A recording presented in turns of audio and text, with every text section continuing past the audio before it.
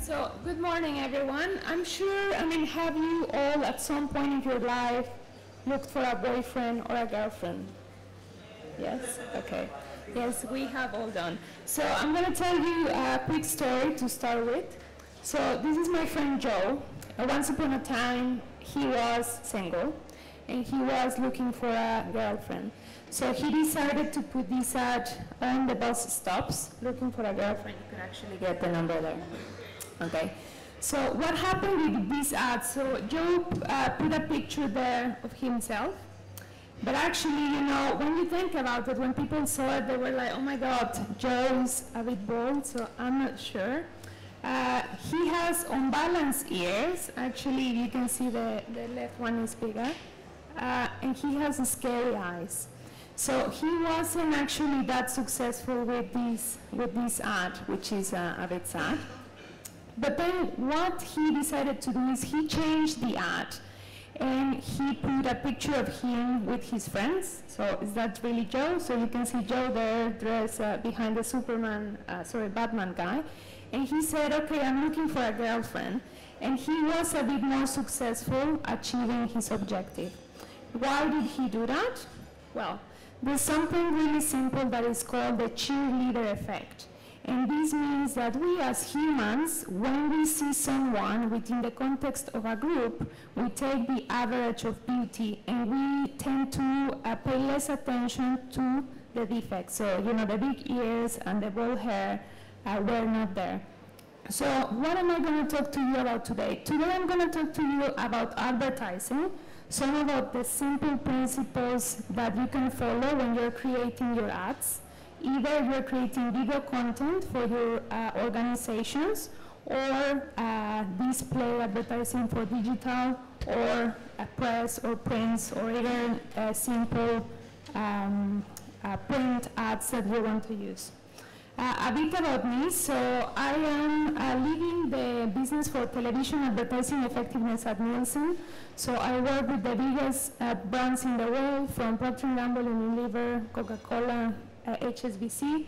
I'm also here because I am a Mexican, so I am the president of the Mexican Talent Network in the UK. If there's any Mexicans in the crowd, you're invited to join.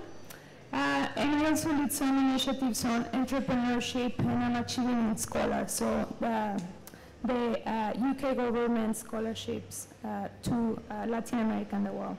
So let's move again into marketing. So a lot of the times, when we talk to SMEs and when we talk to, in general, to our clients about marketing, you may think that Coca-Cola or that Procter & Gamble, even though they do have really strong brands, they have everything solved. But actually, that's not the case. Advertising is quite a difficult business. It's not as simple as it may seem. So both small and big companies, have trouble connecting with consumers and communicating the messages. So working at Nielsen, I know that, for example, 1 in 2 of the ads that are on the internet are not viewed.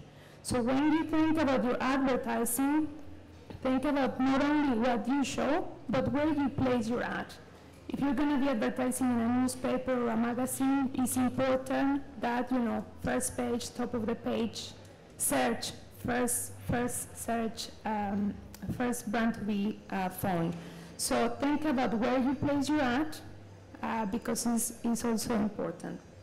We also know that a lot of the money that is put in advertising is wasted.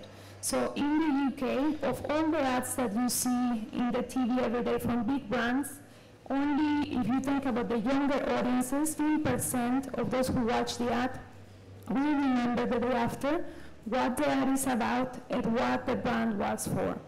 That improves the older you get because our brain works different.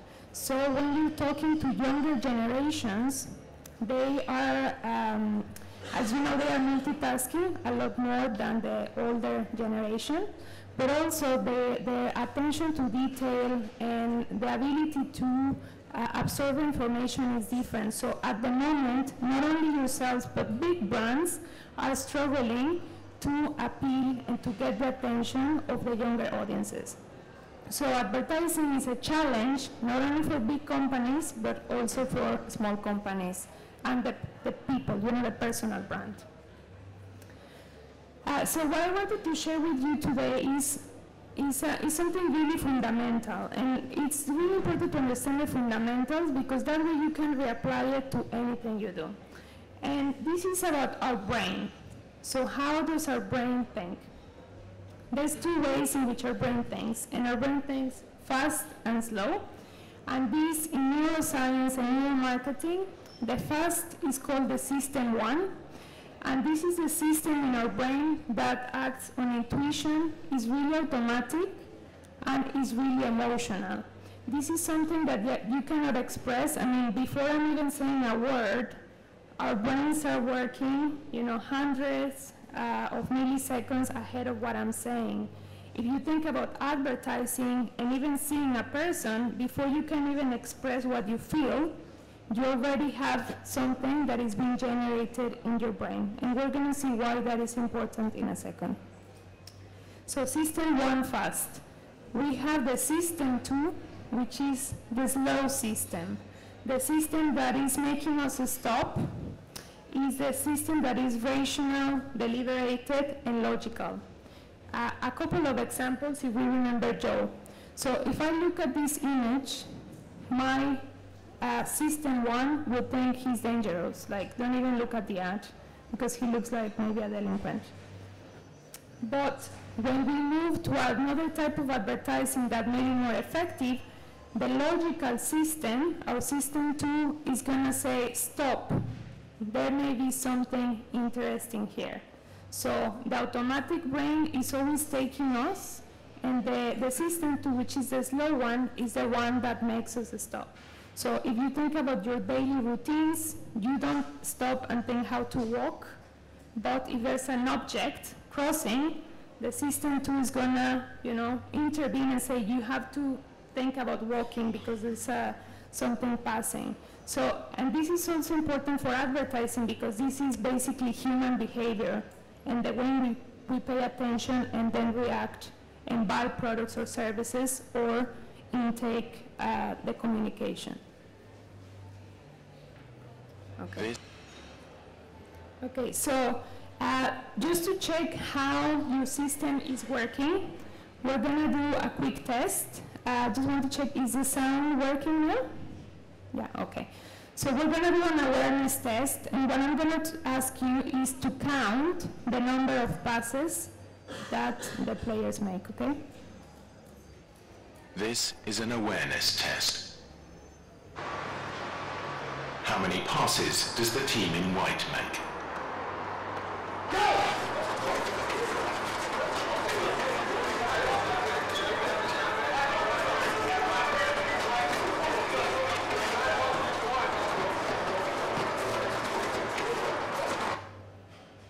The answer is 13. But did you see the moonwalking bear?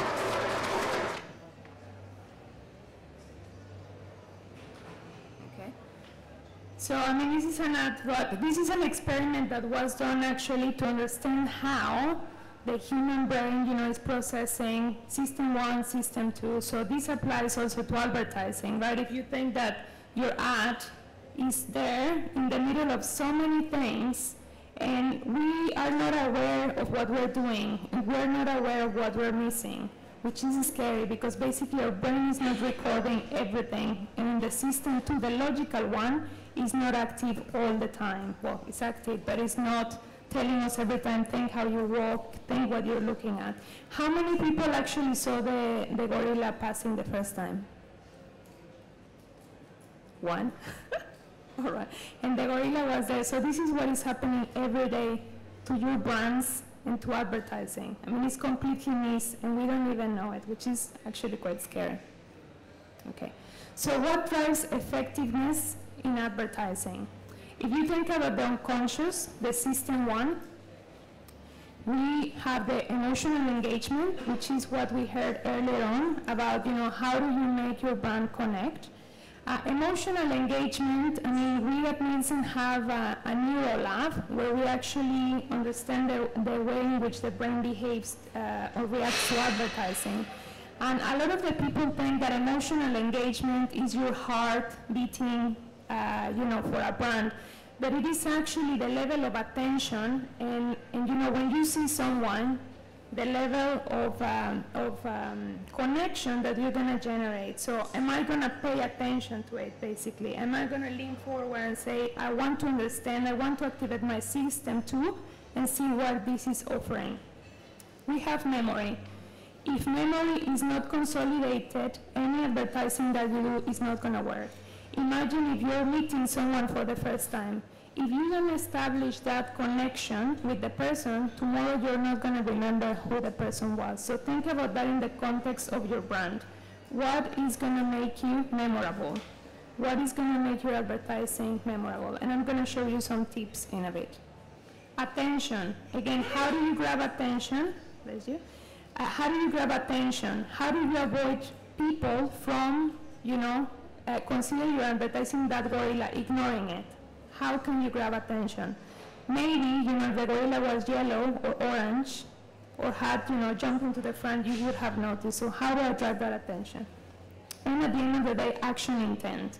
So ensure that in your advertising, little or big, you always say, what do you want people to do? Do you want to follow you? Do you want them to follow you? Do you want them to buy your product? Do you want them to believe in you? Okay. And then secondly, so what drives effectiveness when it comes to the conscious? So the system tool that is logical. I mean, there's many things, but I would say the most important ones, and we see these across all the brands globally, are the first two. So advertising is more effective when the consumers remember you in the long term, and they remember your brand. So we were talking earlier on about EasyJet, right? If you know that it's a low-cost airline, but you do not know who it is, then you're going to go with Ryanair. So it is important that you ensure through branding and through positioning that they remember who you are. Otherwise, you're just making the work for other people. Now, we said what matters is memory, so that they remember you and they remember your brand. What can you do to drive that memory? There's two key things that drive memory. One of them is what the consumer sees, so actually your video, your ad, and then when, where, and how they see it, so the context. A couple of examples. What they see, can they associate the logo with your brand? Can they associate the colors with your brand? So that's a way to help it. And semantic memory. So those associations, when you see Paris or you see the Eiffel Tower, you immediately think about perhaps love, romance, France. So how can you drive those associations? Team, is team a synonym of your brand? Is a local person or let's say a Mexican with a hat, is that an association of the brand? How do you consistently build that relationship with your brand? And the second is the context. So episodic memory and procedural memory. Where you put your ad would matter. So for example, thinking about television, brands that advertise, for example, male products or like racers. In football matches or sports-related content, drive higher memory, just because a person may be either more engaged on top of being the right target, but the way in which you pay attention to the context, if you're more engaged, you're more likely to pay attention also to the advertising. Same as if you were in a party. I mean, think about everything in the context of a person, your personal lives. If you're in a party, what are you more likely to pay attention to? If it's a bigger party, small party, and so on. Sorry? Okay, so some tips on driving this attention. We said that's one of the key elements to engage the system one, the fast one. Motion. So the human brain Again, it's in automatic. If you want someone to pay attention, it's as basic as including things like motion in your advertising. So people live in movement because the brain needs to engage the logical system and say, hold on, something is happening, so I need to look at it. Error. When there is an error, for example, if you have a tree that at the end, rather than having leaves, it has, I don't know, a bottle as a head or a ball as a head, then that will drive the attention of the brain. So engaging and moving it from being automatic to being logical, to pay attention. When you're doing static content, context. So if you put a pizza in the floor, in your pictures, it's different than if you're putting a pizza in a box or in a table with a family. So think about that. All of that influences the way in which the brain processes information. The second one, if you are advertising food, do not just put the package close. The brain works better if they see what is inside of your package. So usually, show your product. It works even better if you show consumption and consumption occasions. So Coca-Cola, when can you drink it? With the family, with friends, right? Looking at the product, if you're going to advertise food, directing all the attention to the product, showing full faces rather than cut faces. So again, think about the brain. It's really simple. What would make me look? Okay, so I don't have much time. In terms of video content, if you're going to create videos, this is basically put together for big advertisers, but it's the same. It applies in anything. So ensure that you tell a story. Ensure that you keep it simple. Simple is the basic. Use iconic visuals. We heard earlier on about brand positioning and branding. Synchronize audio and visual, because the brain otherwise gets a shock. It's really basic. And brand cues early and often. So if you're doing a video, show your brand at the beginning, show your brand at the end, and show it throughout your video. Again, to remember the consumer. So I'm going to show you two ads now.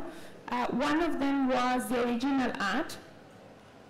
And actually, this is for a project in the US. It's a shelter pet center, where what they wanted to do was to invite or get more people adopting pets. But obviously there is that fear that the pets may be dangerous. So they wanted to change the perception and say, look, the pets are also friendly. So I'm going to show you the first video and the second video with some tips on how you can improve.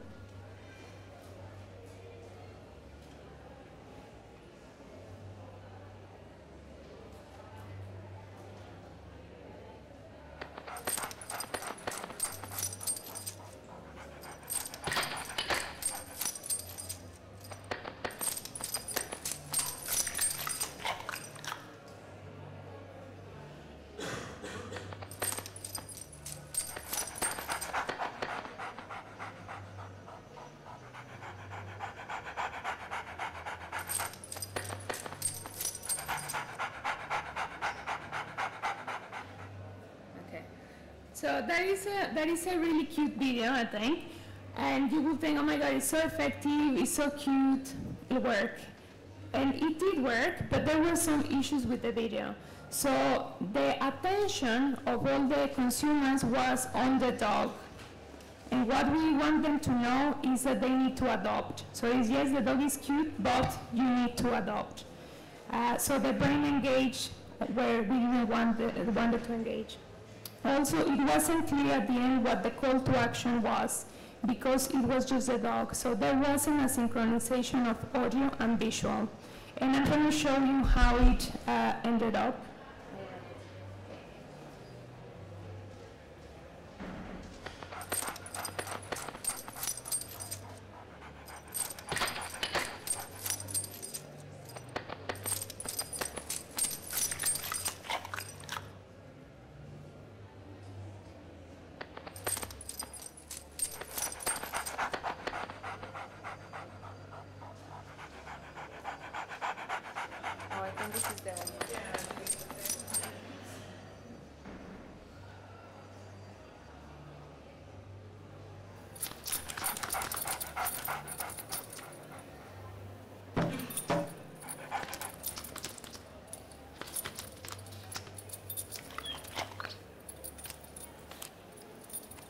There's a shelter pet who wants to meet you.